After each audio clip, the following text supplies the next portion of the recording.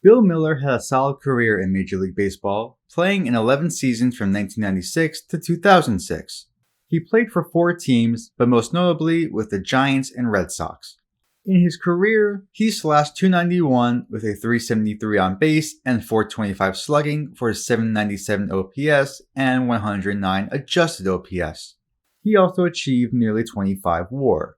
A third baseman, he didn't have a significant career, but was great during his time in the league. My favorite part about him is he almost has as many walks as he does strikeouts.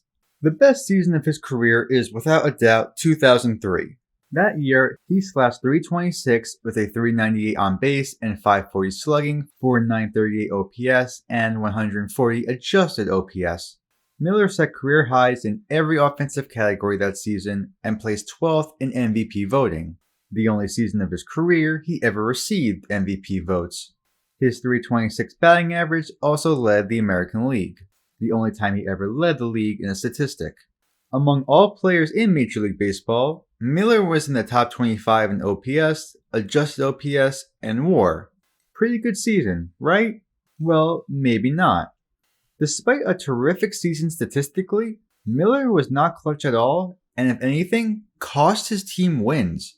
He had perhaps the greatest unclutch season in baseball history. Before we get into the season in question, we first need to understand what WPA is. WPA is a sabermetric which stands for win probability added. To quote the official MLB.com definition, WPA quantifies the percent change in a team's chances of winning from one event to the next. It does so by measuring the importance of a given plate appearance in the context of the game. In layman's terms, it's a clutch statistic. The higher WPA a player has, the more clutch he was. WPA is calculated per plate appearance and is cumulative. Get a hit with a runner in scoring position, your WPA will go up. Strike out in the same situation and it'll go down. However, not all events are created equal. The same hit can yield different WPA results. For example, a player who hits a home run in a tied game in the 9th inning will have a higher WPA than a player who hits a home run in the 9th inning in a blowout game. A home run in a tied game matters way more for a team winning a game than a home run in a blowout. WPA measures the increase or decrease a player has for helping his team win. That last sentence is important. WPA measures the increase or decrease a player has for helping his team win the game. Let's take 2 real-life examples. When Astros shortstop Jeremy Pena came to the plate in the top of the 18th inning in Game 3 of the American League Division Series, Houston had a 50% chance to win the game. After he hit that solo home run, the Astros' odds of winning jumped to 85%. That hit by Pena gave the Astros a 35% boost in winning the game, so Pena's WPA in that at-bat was 0.35.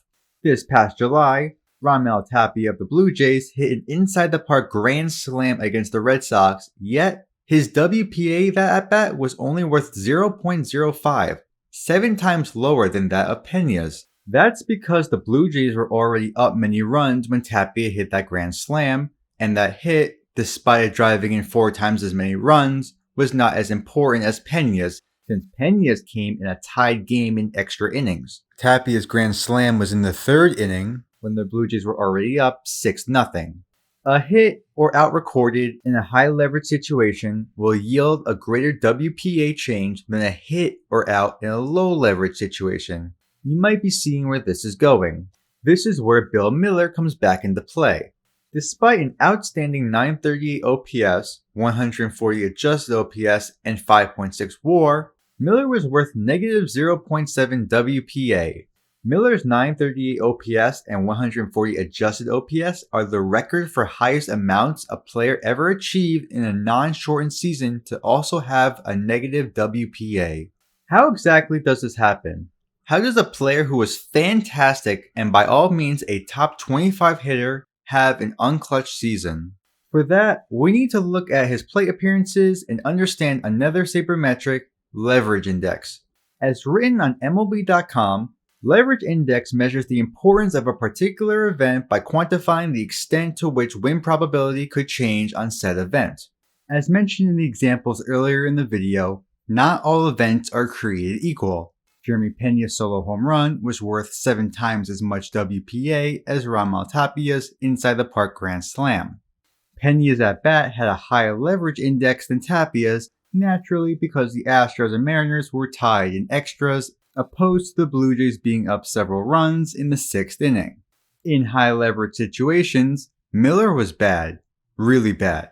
In 115 high leverage plate appearances, Miller slashed .223 with a .297 on base and .330 slugging for a .627 OPS, over 300 points lower than his season OPS. In medium leverage and low leverage situations, Miller had similar amazing statistics that contributed to his wonderful season overall. In late and close games, Miller slashed .237 with a .326 on base and .342 slugging for a .668 OPS. Late and close situations are defined as plate appearances in the 7th inning or later, where the batting team is ahead by 1, is tied, or has a tying run on base, at bat, or on deck. When Boston was winning, Miller had an OPS of 1.057. When his team was losing, that OPS dropped over 150 points to .901. When the game was tied, Miller hit .288 with a .365 on base and .398 slugging for a .763 OPS. Similar stats and plate appearances he had where the game was within 1 run. The larger the margin of runs were in a game, the better he was. That includes an OPS of 1.322 in plate appearances where the score margin was over 4 runs. Either his team was winning by over 4 runs or his team was losing by over 4 runs. For reference, a 1.322 OPS would rank 11th all-time in a single season in baseball history. When the game was mostly out of reach, Miller was legitimately one of the greatest hitters of all time. When the game was close, a complete 180. He could hit, but not in important situations. I'm not sure if his OPS in high leverage and low leverage situations is the biggest difference in MLB history, but I would not be surprised if this is the case. It's one of the weirdest seasons I've ever seen by a player. Would you even call this a good season? Amazingly great hitting stats, but nearly all in situations where it wasn't important. He had over 5.5 wins above replacement, but also cost his team wins in the same process. It'll go down as the greatest unclutch season in baseball history. Someone who only excelled when it didn't matter. And yet, 1 year later, he had the most clutch hit in Red Sox history when he drove in the tying run in the bottom of the 9th off Mariano Rivera in Game 4 of the American League Championship Series. Only fitting the most unclutched season a hitter ever had would have the most clutch hit in his franchise's history.